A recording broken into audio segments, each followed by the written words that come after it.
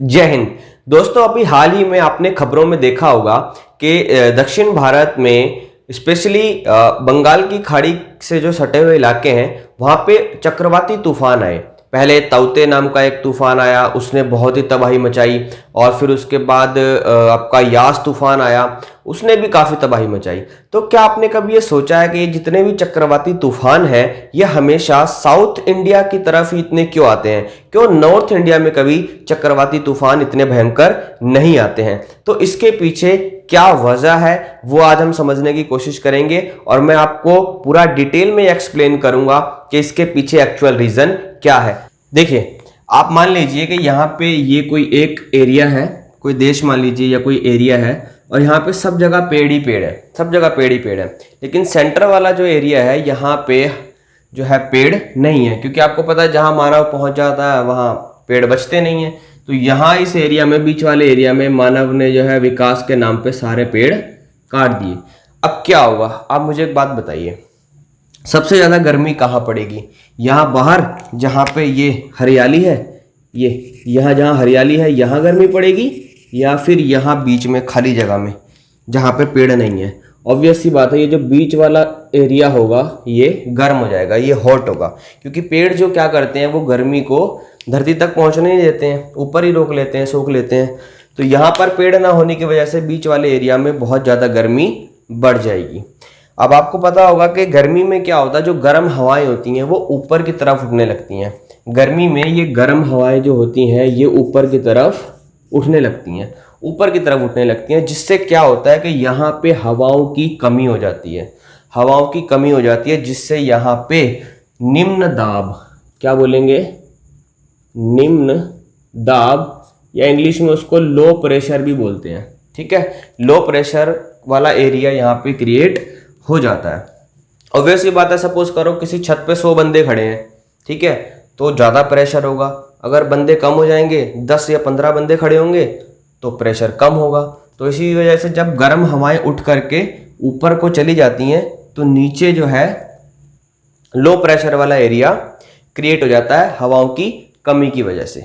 तो क्या होता है, यही जो निम्न दाब है ये आमंत्रण देता है आसपास की हवाओं को कि भाई आ जाओ। ये सब आसपास की हवाओं को निमंत्रण देता है कि आ जाओ। उससे क्या होता है कि आसपास के एरिया की जो हवाएं हैं वो सभी चारों ओर से यहाँ बीच में उस एरिया में आने लगती हैं।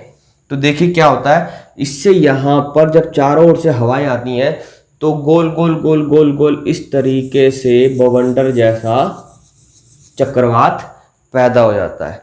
तो यहाँ इस तरीके से फिर चक्रवात पैदा हो जाता है, इस तरीके से वी शेप में ये होता है, नीचे से पतला होता है और ऊपर की तरफ ये बढ़ता चला जाता है।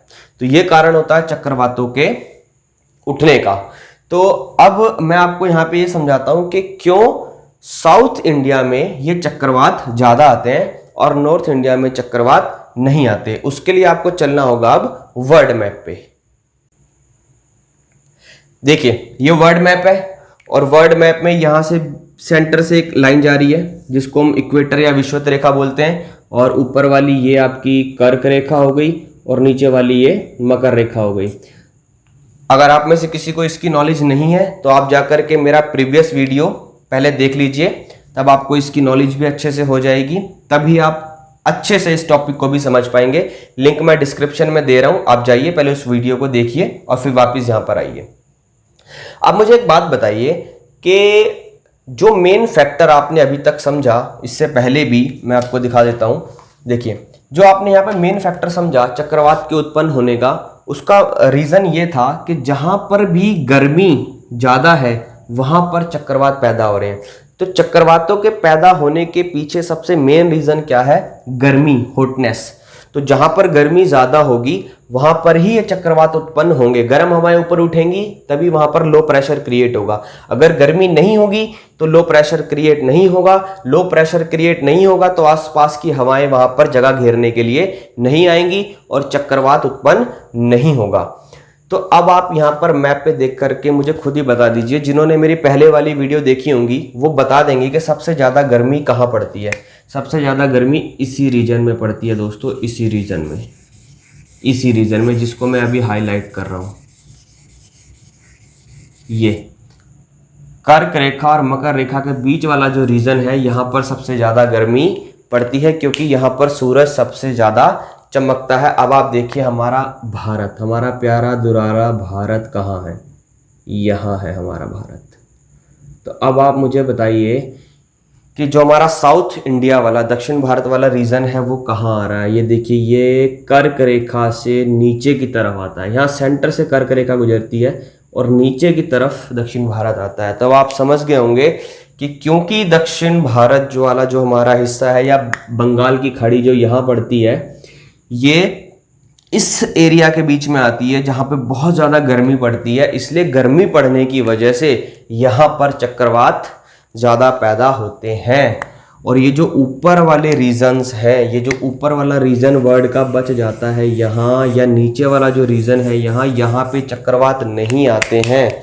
मैंने आपको बताया था यहाँ से आपकी आर्कटिक रेखा जाती है, यहाँ से अंटार्कटिक रेखा जाती है। तो इससे नीचे भी चक्रवात नहीं आते क्योंकि यहाँ पे सिर्फ ठंड पड़ती है। इससे ऊपर भी चक्रवात नहीं आते क्योंकि यहाँ पे भी बहुत ठंड पड़ती है।